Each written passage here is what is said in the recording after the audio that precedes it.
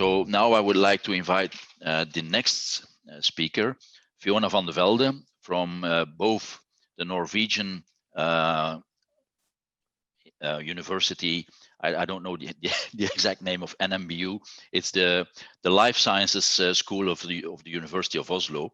And Fiona will give you the correct name in a second. And it's a joint effort with Ghent University. And she will give you a presentation on barriers and incentives for uptake of diagnostics for sustainable worm control by European dairy cattle farmers. And so she will give part of the results of working group 2 output in Combar. I'm Fiona. Hi, welcome. Thank you, Edwin, for introducing me. I work at the Norwegian University of Life Sciences, the NMBU, and University of Ghent. So today I will present to you the results of our joint efforts from work group 2 in Combar. And our study is called Barriers and Incentives for the Uptake of Diagnostics for Sustainable Worm Control by European Dairy Cattle Farmers. And as we have heard already many times today and yesterday, anthelmintic resistance is reported in dairy cows throughout Europe and is rising.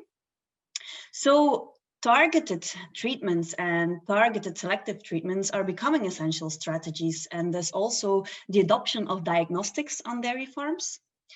However, the uptake of the efforts to promote sustainable control have been insufficient, which means that farmers haven't been adopting diagnostics or these targeted treatments as we wanted them to adopt. And now we can ask ourselves why. So why are farmers not behaving or acting in the way that we want them to behave? What are the factors that are actually influencing farmers' decision-making on the uptake of diagnostics of other sustainable worm control practices on dairy farms? And as Edwin introduced before, this was already a question that we asked several years ago. And we did some research and identified several factors that could influence this adoption of sustainable practices in Flanders. And so we wanted to know whether these results, whether we were able to extrapolate these results for the whole of Europe. And we wanted to implement a similar study throughout the rest of Europe to measure whether farmers engage in the same way in decision making as they do in Belgium, and as the results that we reported earlier. So to do so, we developed a conceptual behavioral framework. This behavioral framework was measured through surveys, multilingual surveys. And we analyzed our results through structural equation modeling, and afterwards tried to do a multi-group analysis. But I will go in much more detail now.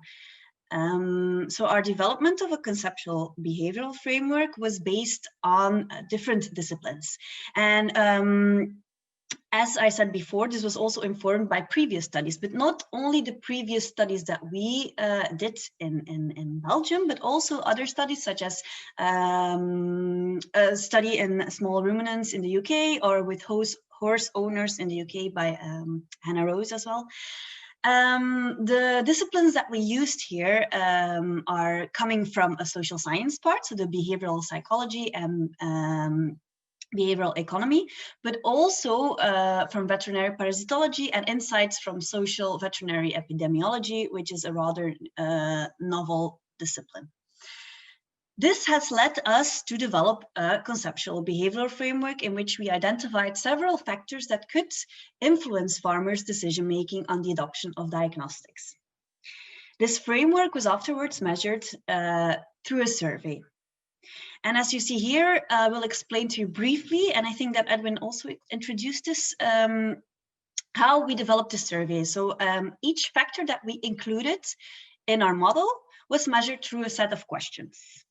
So in English, I will take the example of attitude towards diagnostics. So in English, we had 3 different questions to measure attitude towards diagnostics.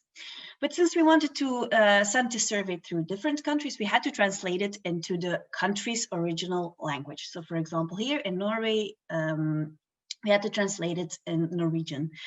But to be sure that we were measuring the same things throughout all the countries, we had to back translate it.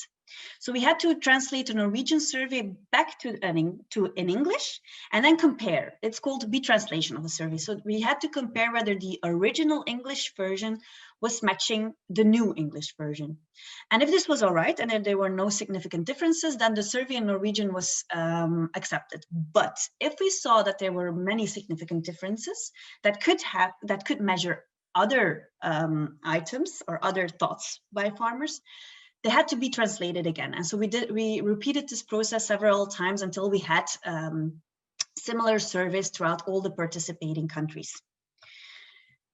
These 4 countries, of course, there were many countries that participated, but only these 4 countries had sufficient amount of a data collection.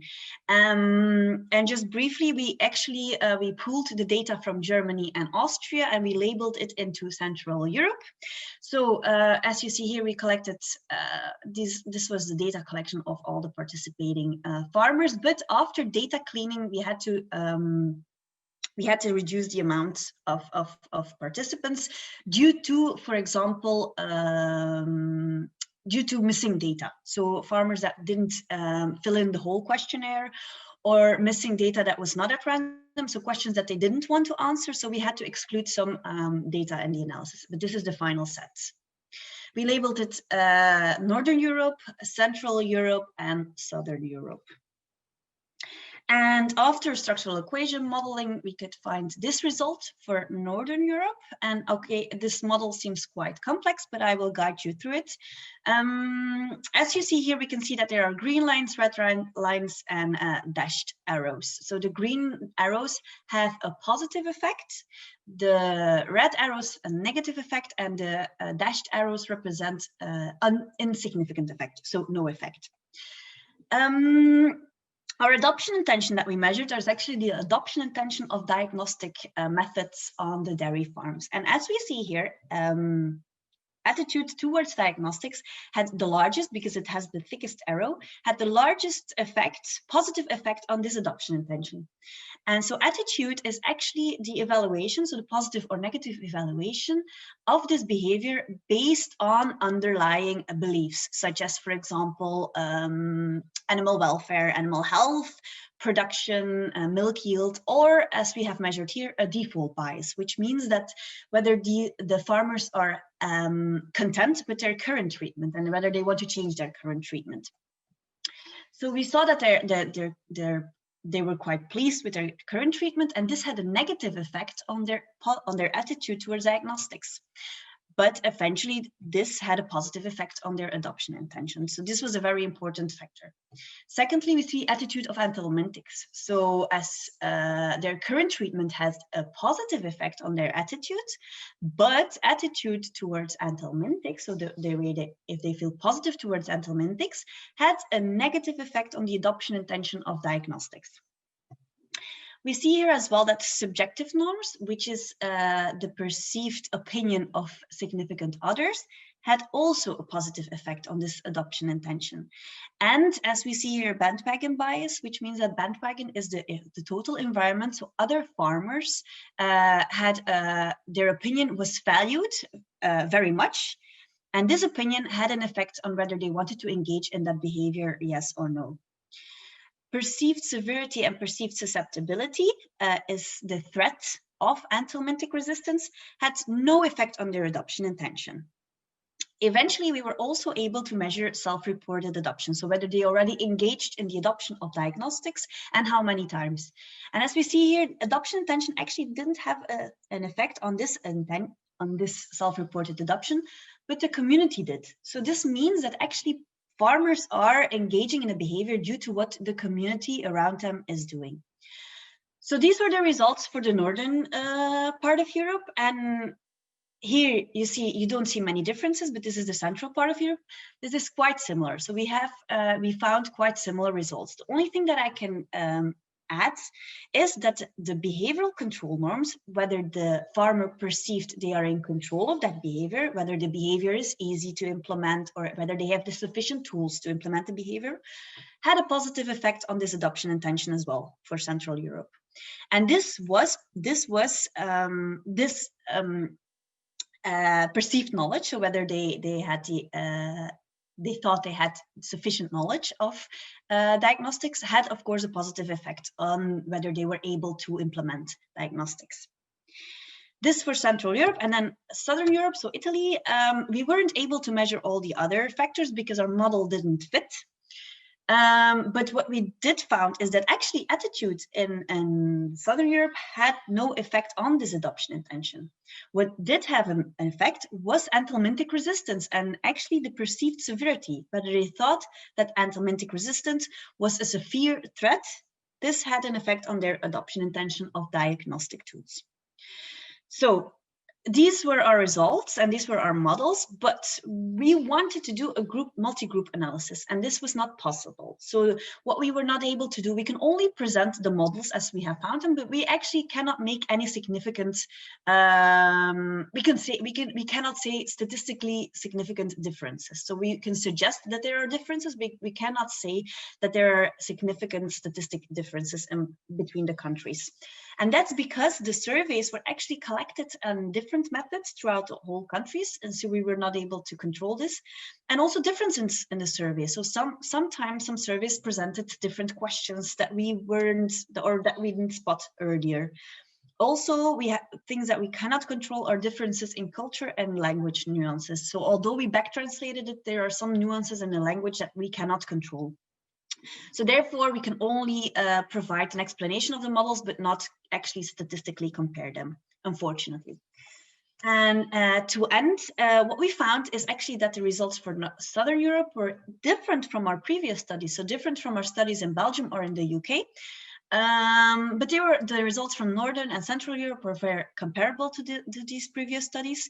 We did also find that self-reported behaviors were positively influenced by peers, something that wasn't measured before, and not significantly influenced by intentions. Our limitations of this study is that there was no possibility for group comparison, as I explained before, and then some countries that did participate were excluded due to insufficient data, unfortunately. And what I also want to stress is these are preliminary results. So we are still doing some analysis because there are still some things that we need to figure out. So this is just some preliminary results that we wanted to present to you. And I want to thank everyone that participated in this very large project. Thank you. Thank you, Fiona. I've seen again that there are several questions, but for time's sake, I will limit it to one quick question and one quick answer, please. Yes. So the question is, what is the effect of perceived infection severity on the adoption intention of the farmers? Well, the perceived severity of anthelmintic threat? Or... No, infection severity, so infection level or the perception of infection level by the farmer. Well, we didn't include this in our survey, so I can't really respond to that. But I guess based on previous studies, we can say that actually if farmers have had problems before with worm infections and severe problems, and this is based on a qualitative study, so not on a quantitative study. So based on this, they would have more intention to engage in sustainable worm control, so in applying diagnostics. But this is based not on the survey results now. This is from a previous study.